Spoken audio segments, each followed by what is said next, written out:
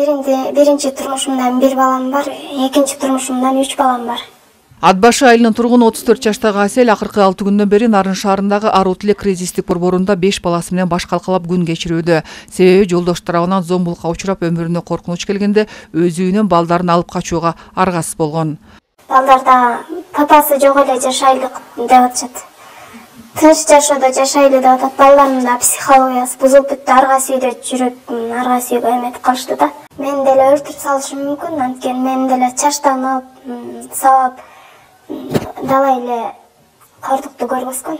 Асель учурда ажырашууга арыз берип, милициядан коргоо ордерин алууда. Нарын облусу боюнча быйылкы жылдын 10 айында жалпы 228 жаран зомбулукка учурап, укук коргоо органдарына кайрылган. Булардын ичинен 202си аял болсо, калган 8-ин эркектер түзгөн. Бүгүнкү күндө 228 факты катталган.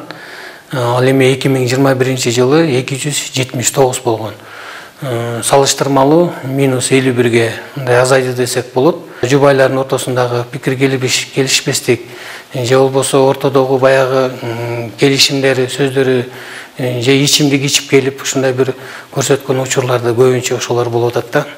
Азыркы убакта биз ошо жергиликтүү бийликтер менен жерде ошондой эле биздин ошо кызматкерлердин жардамы менен жана башка коомдор менен биз тегерек столдорду ошо тараптан көп элдерге түшүндүрүү иштерибизди биз жүргүзүп жатабыз. Үй бүлөлүк зомбулуктан сактоо жана коргоо боюнча ар бир айыл өкмөттүн алдында атайын комитеттер түзүлүп, милиция жана коомдук уюмдар менен бирге калк арасында түшүндүрүү окутуу иштери жүргүзүлүүдө.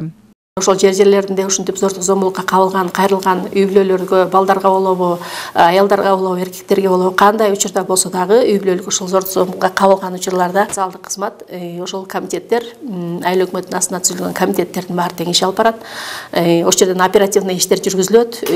Кимди каяка жайгаштырабыз, кайда алып барабыз, кандай консультация беребиз, психологиялык жактан дагы, медициналык жактан эгерде жардамдар болсо убагында көрсөтүлүп, убагында жеткирилип турат. Ынтымактуу үй бүлөнү түзүү боюнча окутуу түшүндүрүү иштеринин натыйжасында өткөн жылга салыштырмалуу быйыл зомбулукка байланышкан көрүнүштөрдүн саны 51ге азайды дешет адистер. Андыктан мындан ары дагы ар бир айылдарда түшүндүрүү иштери улантылмакчы. Анткени зордук зомбулукка бөгөт коюудагы эң натыйжалуу кадам бул түшүндүрүү иштери болууда. Чапара Садыкказиева, Адлет Алмазбеков, Нурбек Рахманов, Өлкө Деми, Нарын шаары.